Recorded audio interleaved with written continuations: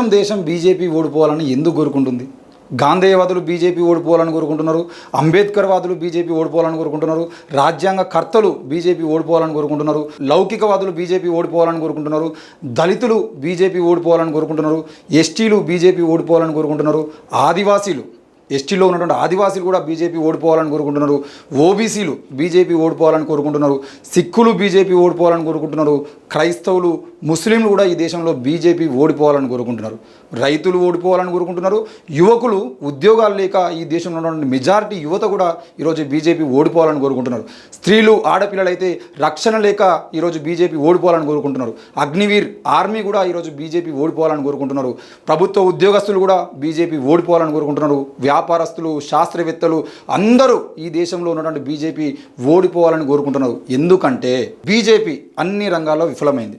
ప్రతి విషయానికి దేవుని పేరు మీద రాజకీయం చేయడం, రాజకీయాలకు దేవుణ్ణి వాడుకోవడం, అమాయక ప్రజల మధ్యలో చిచ్చు పెట్టడం, అమాయక ప్రజల మధ్యలో కులం పేరుతో చిచ్చు పెట్టడం, ప్రశ్నించే వారిని టెర్రరిస్ట్ అని నింద మోపడం, మేధావులను జైల్లో వేయడం, ప్రతి ఏడాదికి 2 కోట్ల ఉద్యోగాలు ఇస్తానని మోసం చేయడం, 100 స్మార్ట్ సిటీలు, బుల్లెట్ ట్రైన్, రైతులకు రెండింతల లాభం అని చెప్పేసి మోసం చేయడం, 2022 వరకు ప్రతి పేదవాడికి ఇల్లు నిర్మిస్తామనడం, పెట్రోలు లీటర్కు 35 రూపాయలు ఇస్తానని చెప్పేసి ఈరోజు 110 రూపాయలు చెప్పి మోసం చేయడం, డాలర్ నియంత్రణలో తీవ్రంగా విఫలం కావడం, సామాజిక మాధ్యమాల్లో లక్షల్లో ఫేస్బుక్ ఫాలోవర్స్ని ఫేక్ ఫాలోవర్స్ని పెంచుకోవడం, కేవలం అబద్ధాలను ఫేక్ వార్తలపైనే ఈరోజు బీజేపీ నమ్ముకొని ముందుకు పోవడం, మహిళల రక్షణ ఇంకా భద్రతలో ఘోరంగా విఫలం కావడం, నల్లధనాన్ని వెనక్కి రప్పిస్తా అని చెప్పేసి మోసం చేయడం, ప్రతి ఒక్కరి బ్యాంక్ అకౌంట్లో 15 లక్షలు ఇస్తానడం వేయకపోవడం, క్రోనిక్ క్యాపిటలిస్టులను పెంచి పోషించడం, న్యాయ వ్యవస్థకు ఆటంకం కలిగించడం, మీడియా మొత్తాన్ని హైజాక్ చేయడం, ప్రపంచ ఆకలి సూచీలో దిగజారడం, పేదరిక సూచీలో దిగజారడం, ప్రపంచ శాంతి సూచీలో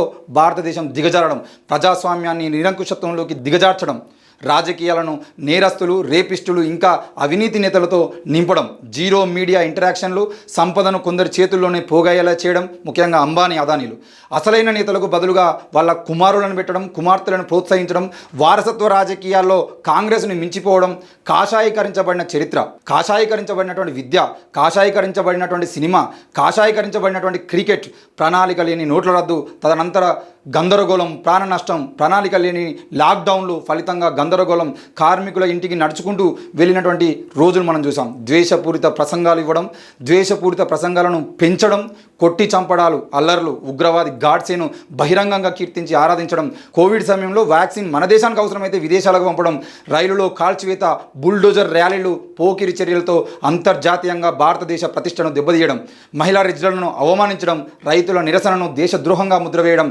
మణిపూర్ పాపం, ఇలాంటి మరెన్నో రాజ్యాంగాన్ని వ్యతిరేకించే వారిని మన కోసం, దేశ ప్రయోజనాల కోసం మనం ఓడించేలా చేయాలి. 2024లో రాజ్యాంగాన్ని మారుస్తామంటున్నారు. మరి 2029లో నువ్వు బతికుండాలంటే, 2029లో ఎన్నికలు రావాలంటే, 2034లో ఎన్నికలు రావాలంటే మీ చుట్టూ ఉన్న వారందరికీ కనీసం ఒక 10 నుండి 20 మందికి ఈ వీడియోను షేర్ చేయండి. తప్పకుండా ప్రజాస్వామ్యాన్ని బతికించడం కోసం మీరందరూ ఓటు వేసేలాగా మీ చుట్టుపక్కల వాళ్ళందరినీ మార్చండి. మన పిల్లలు సమ్మిళిత భారతదేశాన్ని చూడాలి. మన జీవితం ముగిసింది, మన కర్తవ్యాన్ని మనం నిర్వర్తించాలి. సురక్షిత సమాజాన్ని, సురక్షిత జీవితాన్ని, సురక్షిత భవిష్యత్తును మన పిల్లలకు అందించాలి. మన తర్వాత తరం బతకడం కోసం మీరందరూ కూడా ముందుని పోరాటం చేయాలని కోరుతున్నాను. Thank you.